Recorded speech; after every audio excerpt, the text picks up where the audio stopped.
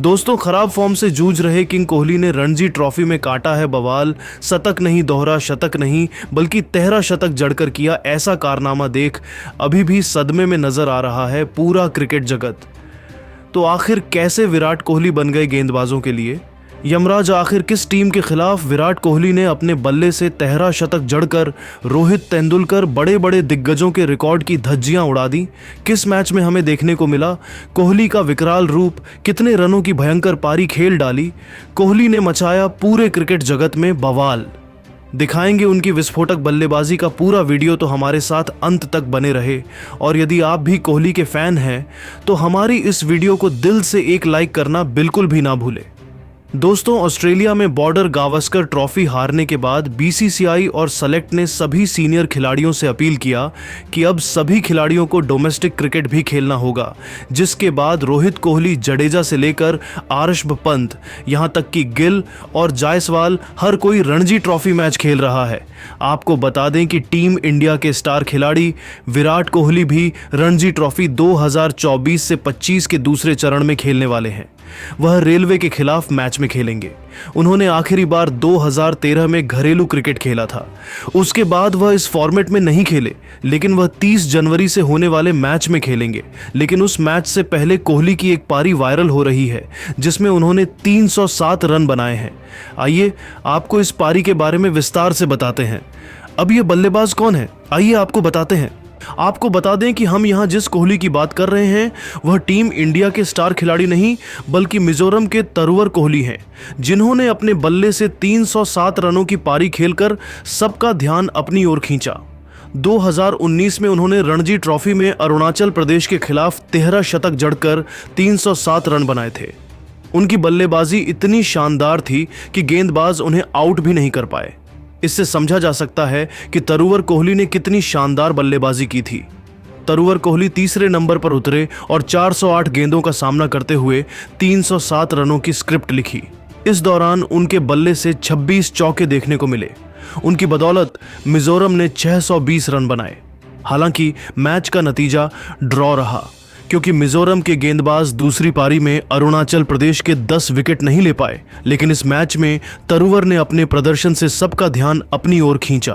अगर घरेलू क्रिकेट में तरुवर कोहली के प्रदर्शन की बात करें तो उन्होंने अब तक 55 फर्स्ट क्लास, 62 लिस्ट ए और 57 T20 मैच खेले हैं, जिसमें उन्होंने क्रमशः कुल 4573, 1913 और 127 रन बनाए हैं।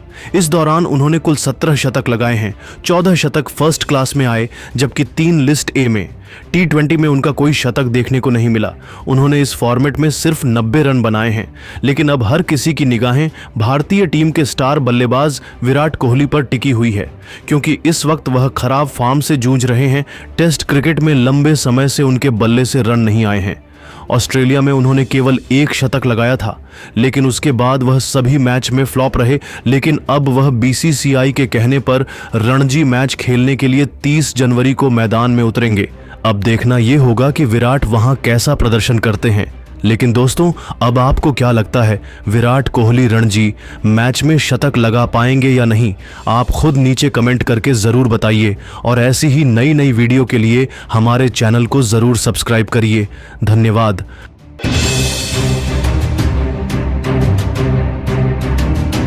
दोस्तों, आज भारत और इंग्लैंड के बीच सीरीज का पहला T20 मैच खेला गया और आज का मैच बेहद रोमांचक रहा। पहले हमें टीम इंडिया के गेंदबाजों का तूफान देखने को मिला, उसके बाद बल्लेबाजों ने भी कमाल कर दिया। जी हां दोस्तों, इस वीडियो में हम आपको इस मैच की पूरी हाईलाइट बताएंगे, तो इस वीडियो को अंत तक जरूर देखें। और अगर टीम इंडिया के फैन है तो वीडियो को लाइक जरूर कीजिएगा। दोस्तों, आखिरकार वो दिन आ गया जिस दिन का हर किसी को बेसब्री से इंतजार था। जी हां दोस्तों, भारतीय टीम इस साल का पहला T20 मैच खेलने के लिए इंग्लैंड के सामने ईडन गार्डन के मैदान पर उतरी। इस मुकाबले में सिक्का उछाला गया तो भारतीय कप्तान सूर्य कुमार यादव ने टॉस जीतकर पहले गेंदबाजी करने का फैसला किया और इंग्लैंड टीम को बल्लेबाजी करने के लिए आमंत्रित किया। और टीम की तरफ से ओपनिंग की शुरुआत करने मैदान पर फिल सॉल्ट के साथ बेन डकैत की खतरनाक जोड़ी मैदान पर उतरी। वहीं भारत की तरफ से पहला ओवर लेकर आए बेहतरीन गेंदबाज अर्शदीप सिंह और आते ही उन्होंने ओवर की तीसरी गेंद पर फिल सॉल्ट को पवेलियन का रास्ता दिखाकर भारतीय टीम को पहली सफलता दिला दी। टीम इंडिया मैच में हावी हो गई, लेकिन दूसरे ओवर में हार्दिक पांड्या की ओवर में इंग्लैंड के बल्लेबाजों ने रन बटोर लिए।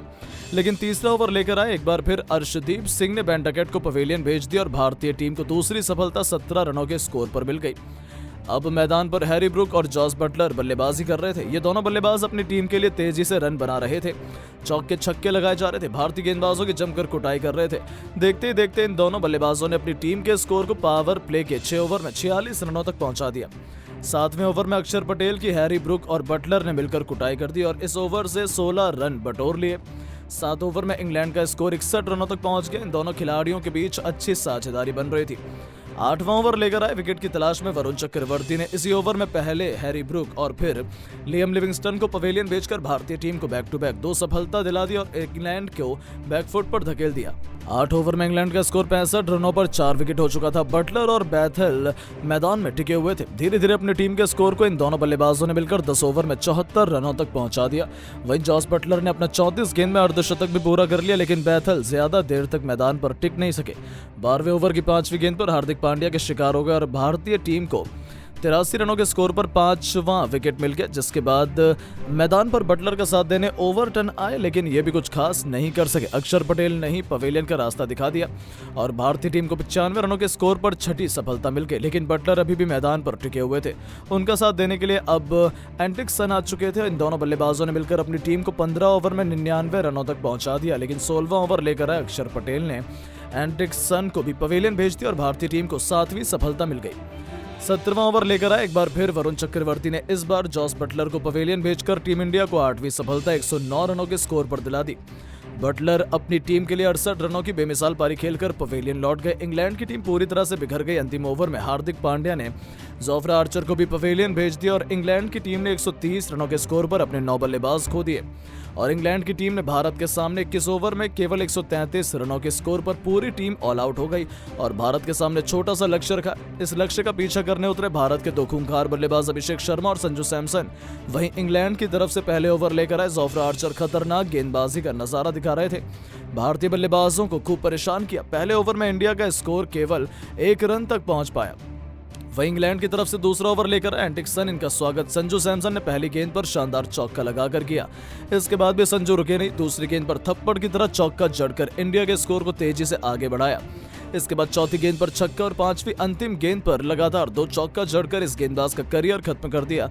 इस ओवर से संजू सैमसन ने अकेले ही 22 रन बटोर लिया और इंडिया को 2 ओवर में 23 रनों तक पहुंचा दिया। इंग्लैंड की तरफ से तीसरा ओवर लेकर आए एक बार फिर जोफ्रा आर्चर, लेकिन इस बार अभिषेक शर्मा ने इनका स्वागत तीसरी गेंद पर शानदार चौका लगाकर किया और फिर ओवर की 5वीं गेंद पर शानदार छक्का जड़कर जोफ्रा आर्चर की भी जमकर कुटाई कर दी और इंडिया का स्कोर 3 ओवर में ही 33 रनों तक पहुंच गया। भारतीय टीम मैच में पूरी तरह से हावी हो चुकी थी। इंग्लैंड टीम को विकेट की तलाश थी। उनके कप्तान जॉस बटलर को कुछ समझ नहीं आ रहा था। गेंदबाजी स्पेल में बदलाव किया और चौथा ओवर फेंकने के लिए मार्क वुड को बुलाया, लेकिन संजू सैमसन अलग ही फॉर्म में चल रहे थे। किसी भी गेंदबाज को छोड़ने का नाम नहीं ले रहे थे। 5वीं गेंद पर करारा प्रहार करते हुए शानदार चौका जड़ दिया और भारतीय टीम के स्कोर को इन दोनों बल्लेबाजों ने मिलकर 4 ओवर में 39 रनों तक पहुंचा दिया। अब टीम इंडिया को जीत के लिए केवल 94 रनों की जरूरत थी, लेकिन दोस्तों 5वें ओवर में कुछ ऐसा चमत्कार हुआ कि भारतीय टीम बैकफुट पर आ गई, जहां जोफ्रा आर्चर ने ओवर की दूसरी गेंद पर संजू सैमसन को पवेलियन का रास्ता दिखाया।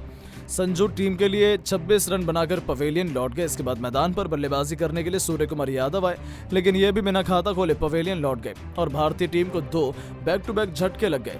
लेकिन अभिषेक शर्मा का साथ देने के लिए अब तिलक वर्मा आए और आते इन्होंने शानदार चौका जड़कर अपना खाता खोला और टीम के स्कोर को 5 ओवर में 45 रनों तक पहुंचा दिया।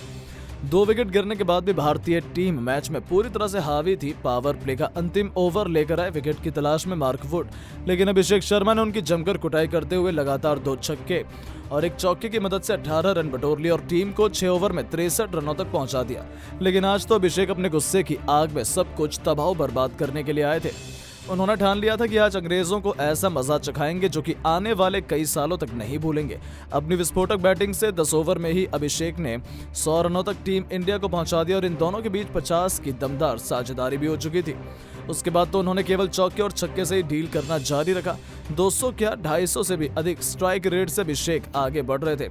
यहाँ तक कि दूसरी तरफ खड़े खड़े तिलक वर्मा केवल उनकी खौफनाक बल्लेबाजी का वो भयंकर नजारा देख रहे थे और आनंद उठा रहे थे। पूरा स्टेडियम अभिषेक की तूफानी बल्लेबाजी देखकर जश्न मना रहा था। 11वें ओवर में अभिषेक ने एक चौका और एक तूफानी छक्का फिर उड़ाया तो 12वें ओवर में आदिल रशीद की गेंद पर अभिषेक ने अपनी पारी का 8वां छक्का ठोककर अंग्रेजी की बखिया उधेड़कर इंडिया की जीत को 100% सुनिश्चित कर दिया। हालांकि 2 गेंद बाद ही अभिषेक कैच आउट हो गए, लेकिन जाने से पहले उन्होंने अंग्रेजों को खून के आंसू रुला दिए थे। इस विकेट के बाद इंग्लिश टीम तो जश्न भी नहीं बना पाई, क्योंकि अभिषेक शर्मा ने जाने से पहले केवल 34 गेंद पर 5 चौके